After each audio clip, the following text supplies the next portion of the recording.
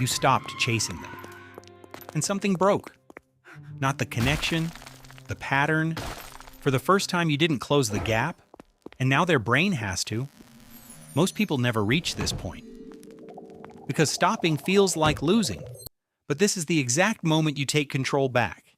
Here is what you just triggered. You know this loop. You text first. You follow up. You wait longer each time. They reply, eventually. Not excited, just available. And you feel it instantly. But you ignore it. So the pattern repeats.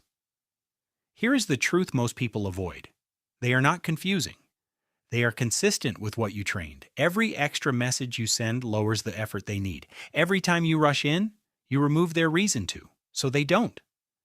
Not because they don't care, because they don't have to. Your brain pushes this. It shows you a loss before it happens. So you act early. But early action looks like overinvestment, and overinvestment kills tension. You didn't lose them randomly. You made it easy to stop choosing you. That's the pattern. And there is a switch inside it. It feels wrong the first time. But once you flip it, everything reorganizes. You don't need more effort. You need less closure. Your mind holds on to what it cannot finish, not what it fully understands.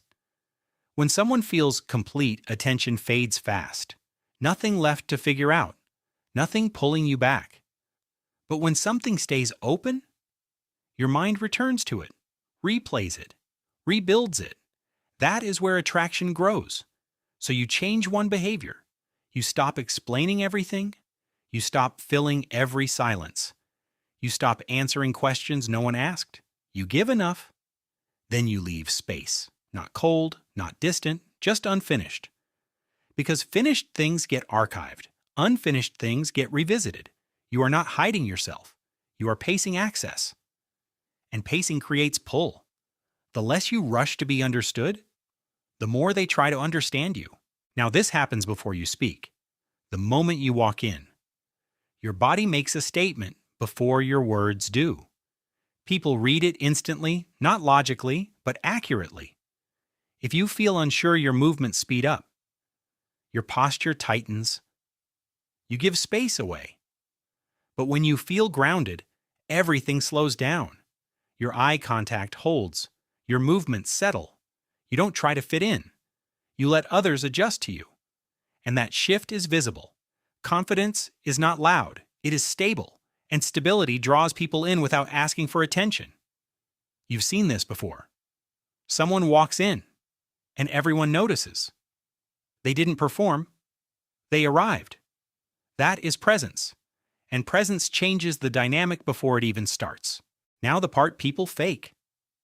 Scarcity. And that's why it fails. Because pretending to be busy still feels empty.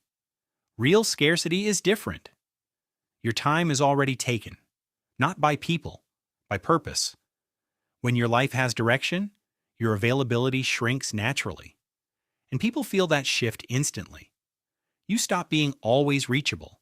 You become selectively present. And that changes everything. Because constant access feels low risk. Low risk gets low effort. But limited access creates a decision. And people value what requires a decision. You are not making yourself rare. You are making your life full. And full lives don't revolve around one person. That's what makes them magnetic. Now here is where most people ruin it. They turn this into a strategy. Reply slower, act distant, create games, and it collapses. Because forced behavior feels inconsistent up close. People don't analyze it. They feel it. And when it feels off, they pull back. So this is not about control. It is about alignment. At a deeper level, people are asking one question. What will this feel like over time? Easy, heavy, unstable? If your behavior is predictable, they answer fast. And once they answer, attention drops. But if your life has real movement, your patterns vary naturally. Not chaotic, not scripted, just real. That creates just enough uncertainty to keep interest alive, not confusion, curiosity. And curiosity is what sustains attention, not tactics. So your behavior changes, not on the surface, at the source.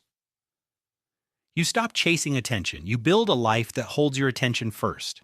Something that demands focus daily, a goal, a direction, a standard. Now your time has weight. When you reach out, it's intentional, not automatic. When you respond, it's present, not anxious. And people feel that difference instantly. You're not trying to be chosen anymore. You became a choice. That is the shift. You don't rush interactions, you allow them. And when something is allowed instead of forced, it either grows naturally or disappears quickly. Both outcomes help you, because now you see clearly who shows up without being chased, and who only stayed when you carried it. Now the part you cannot fake. Your internal state leaks through your tone, your timing, your reactions. If you feel like you might lose them, everything tightens. If you feel grounded, everything opens. And people respond to that without knowing why. Tension pushes people away. Calm pulls them closer. So the real shift was never them. It was your relationship with your own life. When your life feels empty, you chase. When your life feels full, you choose. And people can feel which version they are getting.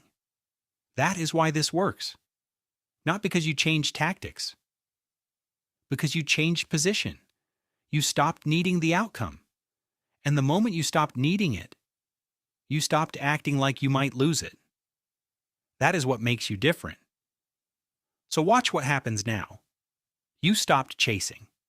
You created space. And space reveals everything. Who steps forward? Who stays back? Who was never moving at all?